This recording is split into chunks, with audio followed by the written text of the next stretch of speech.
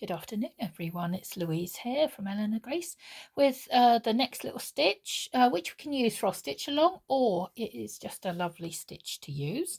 I'm just going to do a little reminder as well. I did a separate, just before we started the stitch along, I did a separate video for the woven picot stitch. This one is a little bit messy because I've just done it quickly to show you, but it is a really nice stitch. It's very tactile and it's very maximalist. So if you wanted to add that in, just do have a look at the woven picot video, which is separate. You just go onto my homepage on YouTube and just scroll down. What I'm going to show you today though is this lovely stitch here. This is, for those who are thinking it looks a bit like a herringbone stitch, it actually is. It's called a raised herringbone. So I'm going to show you this. I'm going to show you it left-handed, and I will talk through, obviously you would do the opposite if you're right-handed.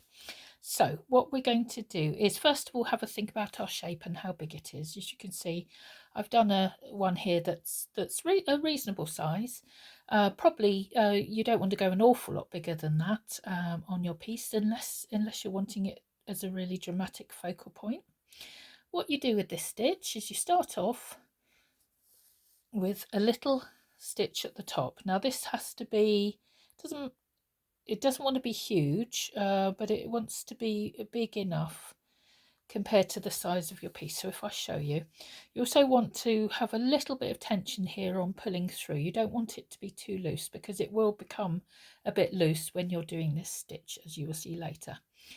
What you need to do then is decide where the bottom of the shape is. Now if you think about the shape of a leaf, depending on what sort of one you're doing, generally we want something like this, sort of slightly oval shape, and the bottom of the leaf shape is where you will do your stitch. So you know that the leaf is going to be that big. So the top of the leaf is going to be the top of that stitch, and the bottom of the leaf is going to be the bottom here. So what you want to do, and this is where you would reverse it if you're right-handed. If you're right-handed, you would go through right to left through that stitch, but because I'm left-handed, I'm going through left to right. I do apologise for the it's so dark here today. What a difference a day makes. It's been beautiful the last few days, but today it's so dark and gloomy. I've got my lights on, but they are casting shadows everywhere. So you've gone through that stitch.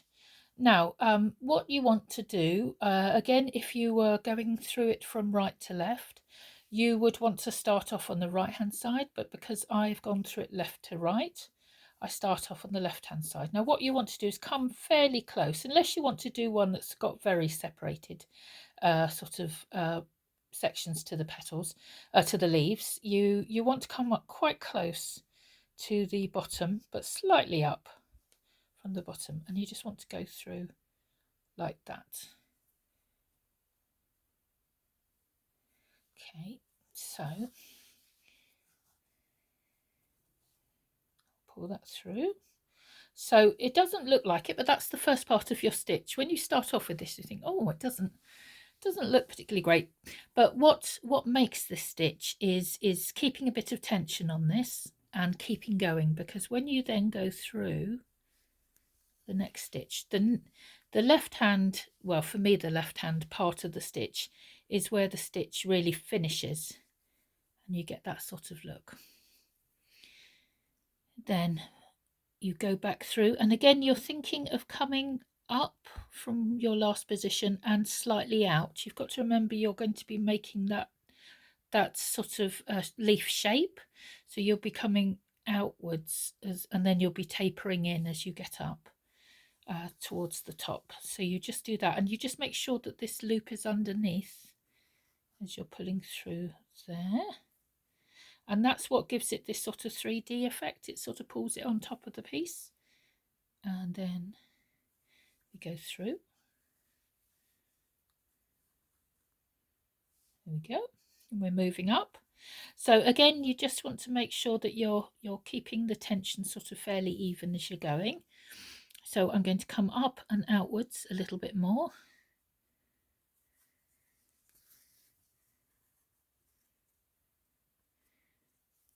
and then finish off the stitch by going through the top again. There we go. We're working our way up. It actually works up quite quickly, this one, and as I say, you can leave more space behind, you know, between the stitches if you want to, but I'm sort of doing mine. I'm doing mine quite close together. As you can see, the stitches sort of sit on top of each other as they go up, but it gives a really lovely effect. I'm going to come out and then I'm going to start tapering in on the next one. Okay, then we go through that top loop, and that top loop, as I say, starts to get a bit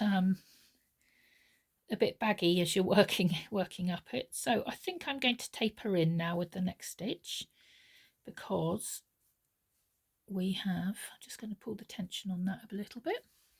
So we are nearly there. I'm going to taper in a bit now. So I'm coming inwards a little bit. There we go. And to me, I think it's best just to finish off with that last stitch underneath. You've got to try and find it now. There we go. Underneath there. And then push through into the top, just so it hides your final stitch. And isn't that just a lovely stitch? I think it looks really nice. It's very textural. It is quite raised. It doesn't probably look like it, but if I turn it on the side, it is quite sort of domed. And I just think it's a lovely little addition to the stitch family. I think this is going to become a new favourite of mine. So hope you enjoy that.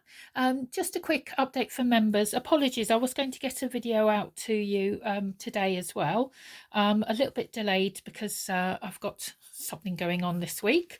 So my apologies. I will get a video out for you in the next couple of days. It will probably be Saturday, but it may be Friday if I get the chance. So thank you everyone, and I hope your pieces are coming along nicely.